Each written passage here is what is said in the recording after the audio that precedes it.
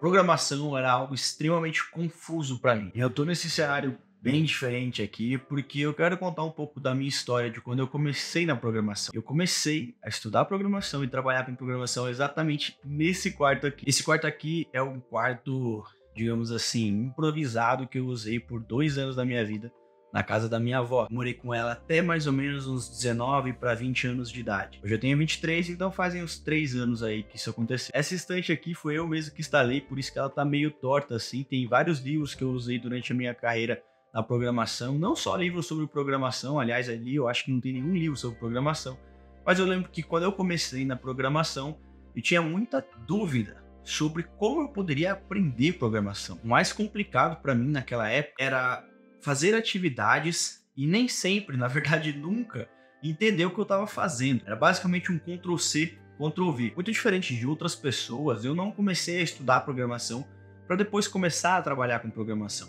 Eu já comecei a trabalhar com programação para depois estudar programação. Na realidade, eu traduzia livros sobre programação para o meu tio dar aula sobre aqueles tópicos na faculdade para os alunos dele. Eu sabia inglês e ele precisava que eu traduzisse esses livros para ele, para economizar tempo. Então foi assim que eu comecei a estudar programação. Nesse processo ele começou a me passar algumas atividades que ele tinha e eu comecei a interagir com algumas pessoas que participavam dos projetos dele. E eu comecei a trabalhar com o C#. Para quem não sabe, o C# é uma linguagem de programação orientada a objetos. Eu não entendia porcaria nenhuma sobre o que era programação, muito menos o que era uma programação orientada a objetos. E normalmente as pessoas que já entendem de programação, eles falam que programação orientada a objeto simula a vida real, né? A gente tem os objetos na vida real, e aí eles começam a te dar exemplos do tipo, olha só essa caneta, olha só esse carro, o carro tem 4 portas, o carro tem 2 rodas. Eu ficava tipo, meu, o que o carro tem a ver com programação? E aí eu vi aqueles programas, né, vários métodos, várias variáveis, um monte de coisa aleatória escrita e eu não entendia absolutamente nada. Esses primeiros meses e até, digamos, anos da minha vida foram bem complexos. Lembro que eu chegava a ficar com dor de cabeça de tanto que eu lia códigos ou olhava para os códigos e tentava entender o que estava acontecendo. Eu pedia ajuda para as pessoas, eu pedia para elas me explicarem o que estava acontecendo, elas me explicavam, mas eu não entendia exatamente o que estava acontecendo. Por exemplo, hoje em dia no C# eu sei que a gente tem as classes, a gente tem os nossos objetos, a gente tem os nossos métodos, a gente tem os nossos construtores da classe, a gente tem as nossas variáveis, nossas propriedades e um monte de coisa que talvez até nem faça sentido para você tudo que eu tô falando. E naquela época, para mim, eu não sabia diferenciar nada de nada. Para mim, quando você colocava uma propriedade dentro de uma classe, era uma linha escrita, public property, sei lá que porra é essa. Para mim, um método era a mesma coisa que um construtor. Construtor é um método, certo? Para mim, eles faziam a mesma coisa e não via sentido em porque tinha um construtor da classe e outros métodos dentro de uma mesma classe. Aquilo não fazia sentido para mim. Parâmetro, então, eu não sabia o que fazer com parâmetros. Eu não entendia quando eu tinha que passar parâmetros, então eu simplesmente colocava parâmetro em tudo. Se eu tivesse que copiar um método que tinha um parâmetro, era esse mesmo que eu ia colocar e ia ficar com parâmetro porque eu não entendi o que eu estava fazendo. Era literalmente uma programação orientada a desespero. Eu tinha que entregar as tarefas, eu tinha demandas para entregar, e eu tinha um time para responder, então eu tinha gestores, eu tinha pessoas que estavam acima de mim, não oficialmente, né? Porque, como eu disse, eu pegava essas atividades para trabalhar junto com eles, mas, querendo ou não, eu tinha um débito técnico com aquele time. Eu tinha que entregar alguma coisa, nem que fosse algo muito ruim. Era normalmente o que eu fazia. Quando eu comecei a entender um pouco mais sobre programação, foi a partir do momento que eu fiz um curso de C# e orientação a objetos do Nélio Alves na Udemy. E fazendo esse curso, eu percebi que as coisas não eram tão difíceis assim quando a gente entendia como a linguagem funciona. Então, a partir do momento que eu comecei a entender como aquela linguagem, no caso o C#, funcionava, as coisas começaram a ficar mais claras para mim.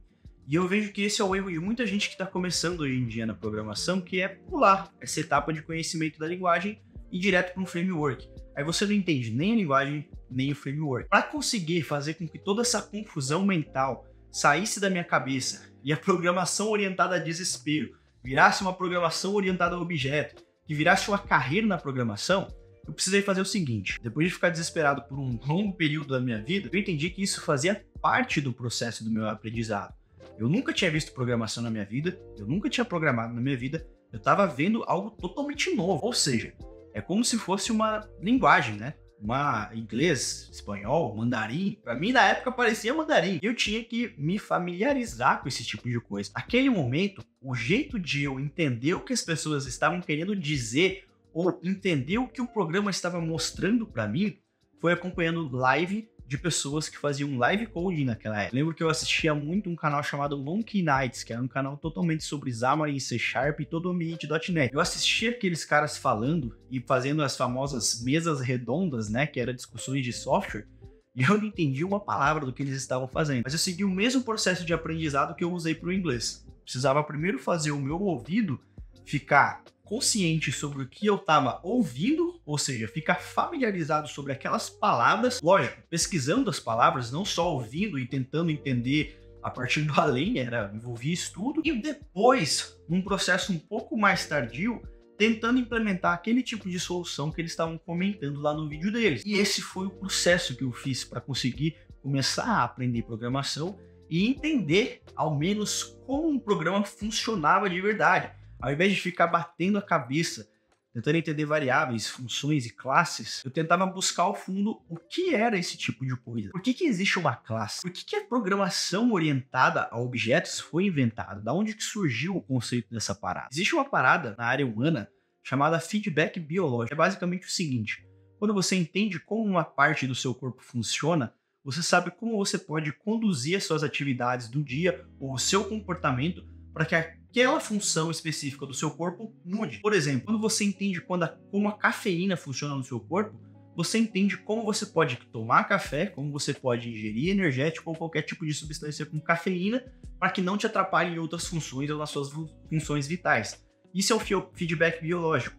Quando você entende que você precisa dormir 8 horas e você entende o porquê e como isso funciona dentro do seu cérebro, você passa a dormir 8 horas por dia porque você recebeu um feedback biológico e isso mudou o seu comportamento. Na programação, é a mesma coisa. Comecei a entender o porquê as coisas funcionavam e aí eu comecei a aplicar aqueles conceitos no meu dia a dia. Eu recebi um feedback técnico, sei lá, um feedback informático, não existe palavra para isso, mas era basicamente esse mesmo conceito que eu usei. Depois de muito tempo, entendendo os conceitos, ficando familiarizado com o que eu estava vendo e aplicando o conceito na prática, eu comecei a me sentir mais tranquilo quando eu estava programando. E aí a sensação de confusão, e agora o pessoal que tem mais experiência não vai me deixar mentir, essa sensação de confusão começou a se transformar numa sensação de eu consigo fazer qualquer coisa, quase qualquer coisa. Porque depois de um tempo programando, você vê que as coisas, elas são simples.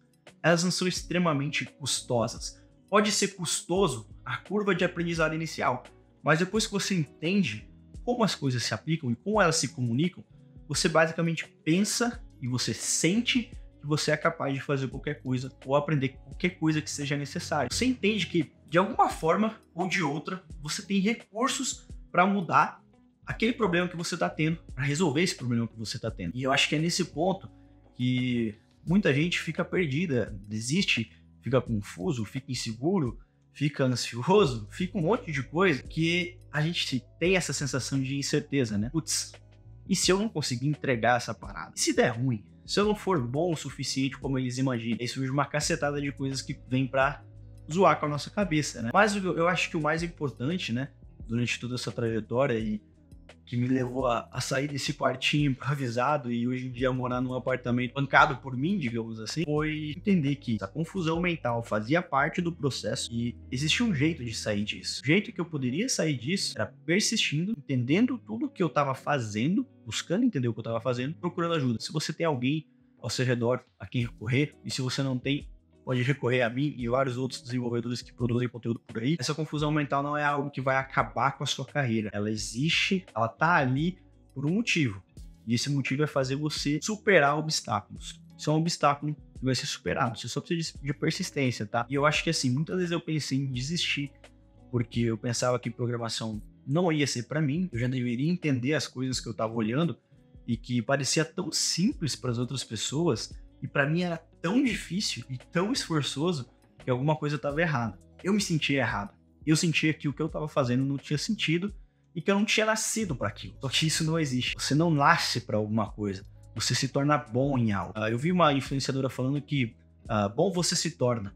E é realmente verdade. Bom você se torna. Você não nasce com nenhum dom especial, exceto algumas pessoas tipo Messi, Cristiano Ronaldo, mas 99% das pessoas se tornam boas em alguma coisa. E se você está se sentindo desestruturado, incapaz de vencer um obstáculo, incapaz de fazer alguma coisa, saiba que você só precisa dar tempo. Com o tempo, você se torna bom. E assim você consegue vencer. Espero que vocês tenham gostado desse vídeo.